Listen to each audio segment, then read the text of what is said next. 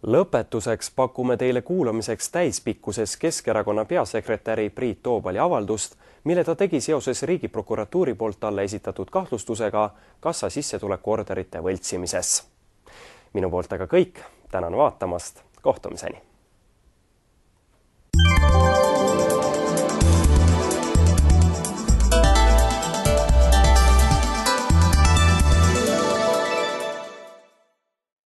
Keskerakonna peasekretär Priit Toobal ja partei Läänemaa piirkonna esimees Jaanus Karilaid astusid täna erakonna büroos meediaesindajate ette, et avaldada enda seisukohti seoses kahtlustustega dokumentide võltsimise kohta ja rääkida erakondade rahastamisest laiemalt. Peaminister Ansipi eile tehtud avaldus sellest, et kõiki suuremate ettevõtete erakondade juhte kuulatakse pealt ja nad peavad eeldama, et neid kuulatakse pealt, eriti nende telefone, on sisuliselt ju riiklusalustalade vastu suunatud kuriteoteade.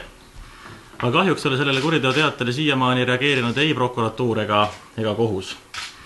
Valitsuse julgeolekukomisjoni liikme peaminister Ansipi kuriteoteatele vastas vaid Kaitsepolitseiameti pressiesindaja ja teatas ka, et kapol pole isegi piisavalt võimekust, et kõike pealt kuulata, lükkamata ümber isegi kahtlust, et eriteenistus on ebaseaduslikult jälginud ka valitsuserakonna juhtpoliitikuid.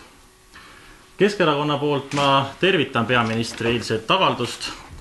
Keskerakond on juba aastaid ju rääkinud sellest, et kuidas Kaitsepolitseiamet ja prokuratuur on käitunud poliitiliselt ja on valimatult kõike pealt kuulanud. Ja meil on hea meel, et riigi üks enim informeeritud kodanike julgeolekukomisjoni liige peaminister Ansip on seda nüüd avalikult tunnistanud. Reformierakonnas asetub ta nüüd siis juba varem sellest rääkinud ausate ning asja tundvate poliitikute ritta koos Rait Maruste, Igor Gräzini ja Jaanus Rahumägiga. Kui veel mõne kuu eest nägi peaminister suurt põhiseaduse riivet sellest, kui ühe poliitiku kirjavahetus on sattunud teise erakonna valdusse, siis nüüd selle eilse avaldusega räägib ta ju märksa laiaulatuslikumast põhiseaduslike normide rikkumisest lausa riiklike struktuuride poolt. Ja ma arvan, et nüüd on käes õige hetk, kus täitevvõim peab põhiseadusliku korra tagamiseks tagandama Kaitsepolitseiameti juhi Raivo Aegi ja peaprokuröri Norman Aasa, kes ebaseadusliku üleüldise pealtkuulamise eest otseselt vastutavad ja nemad vastutavad ka selle eest, kuidas on erakondlasi ja Keskerakonna peakontorit põhiseaduse vastaselt läbi otsitud. Ja kui Ansipi valitsus ei suuda riigis kehtestada demokraatlikku kontrolli poliitilise võimu kontrollivate eriteenistuste üle, siis tuleb tagandada Ansipi valitsus. Möödunud reedel lisandus peaministri partei kohale kogunenud rünkpilvedesse päikesekiir ja seda siis mulle esitatud kahtlustusena, et just olen mina võltsinud kolme suurejaanilase Keskerakonnale tehtud annetuste dokumente. 3-2 kinnitavad jätkuvalt, et nemad on need annetused erakonnale teinud ja mingit probleemi sellega pole. Kolmas sponsor, Uno Vares, väidab aga alles nüüd, et pole Keskerakonnale midagi annetanud. Varese näol on tegemist endise miilitsaga ja politseinikuga ja on aknaaluse endise keskerakondlase Kalle Laaneti väga hea kamraad. Ta on Eesti Politsei Spordiliidu asepresident ja kõik me teame, et Politsei Spordiliidu presidendiks on Kalle Laanet. Üle aasta tagasi lasin Varese lahti parteitöölt, ta oli Keskerakonna Viljandimaa koordinaator ja Priiks sai ta ka Suureni gümnaasiumi spordisaali juhi ametist ja kuuldavasti ei saanud ta ka selle tööga seal hakkama. Mis ei peaks olema siiski aluseks vimmale minu vastu ega õigustuseks valetamisele. Kaitsepolitseis käis Vares juba paar kuud tagasi. Tema annetused olid tehtud juba üle aasta tagasi ning need olid erakonna avalikes valimiskulude aruannetes ja annetuste registris sendi pealt kajastatud.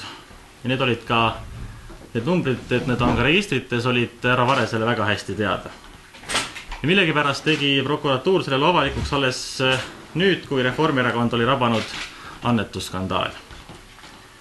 Pangem tähele seda, et tavaliselt õiguskaitseorganite poolt mänglevalt manipuleeritava meedia suhtumises on märgatavaid erinevusi Keskerakonna ja Reformierakonna annetuste loo kajastamisel. Kui Reformierakonna puhul veeretatakse süüd Meikari kui varjatud annetaja, paljastaja suunal, mida näitab ka seda, et teie poolt on ristitud see skandaal Silvergate'iks, mitte siis aga Kristen Gate'iks või näiteks Andrus Gate'iks. Siis Keskerakonna puhul rünnatakse just annetuste vormistajat. Kui varjatud annetuste asjast tahetakse hirmsasti süüdistada Keskerakonna peasekretär Toobalit, siis tuleb minu arvates süüdistada ka vähemalt Reformierakonna endist peasekretäri Michalit.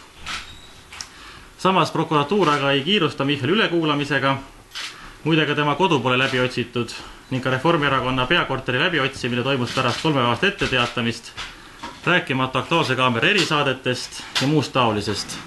Te teate ja mäletate väga hästi, millest ma räägin ja millest jutt käib. Kindlasti ei soovi ma seda, et Kaitsepolitseiamet otsiks läbi Michali või mis tahes teise erakonna peasekretäri kodu. Ma tahan seda, et kapo ja prokuratuur tunnistaksid, et nad on teinud vea, sekkudes poliitikasse. Veelgi enam, Meikari loo puhul on ajakirjandus sisuliselt maha vaikinud peamise, raha päritolu. On küll räägitud julgeolekuriskist, kuid mitte sellest, et Meikar ei eita päritolu seost Gazpromi ja Vene luurega. 25. mai Õhtuleht kirjutab sõna-sõnalt järgmist, loen teile, tsiteerin. Skeem oli selline, et esmalt tõi tundmatu sularaha erakonna kontorisse. Kes antud juhul tõi, ma ei tea, lausub Meikar. Põhimõtteliselt võib see ju siis olla kas Vene luure või Gazprom või ükskõik kes, ma ei tea, lausub Meikar vaid. On lausa tähelepanuväärne, kuidas ka õiguskaitseorganid ei püüagi tuvastada raha päritolu, vaid keskenduvad küsimusele, kes selle parteide edasi andis. Ehk siis jahitakse kullereid, mitte tegelikke sullereid ehk musta raha allikaid. Muidugi pole mulle esitatud kahtlustus ühe suurejaanilise annetuse suhtes ligilähedaseltki samas kaalukategoorias nende varjudega, mis saadavad sotsiaaldemokraatide valimiskassat täitnud perekond Ossinovskite raha pärinemist Vene transiidiahelast. Aga sotside Vene raha oli vähemalt osaliselt ametlikult deklareeritud. Opositsiooniparteide rahaskandaalikesed ei kanna kuidagi välja võrdlust Reformierakonna endise peasekretäri, tänase justiitsministri Kristen Michalit ja ERLi endise peasekretäri tänase siseministri Ken-Marti Vaherit varjutavate kahtlustustega Vene eriteenistuste, sealse gaasimonopoli ja maffiaraha süsteemset pumpamist Eesti parteipoliitikasse. Minu arvates vähemalt Vaheri haldusalas toimuv on omandanud ilmselged organiseeritud kuritegevuse tunnused ja pean siinkohal silmas elamislubade ümber toimuvat. Ja ikka teisel pool arvestades teatan, et astun tagasi. Aga astun tagasi alles siis, kui seda on teinud ka Kristen Michal ja Ken-Marti Vaher.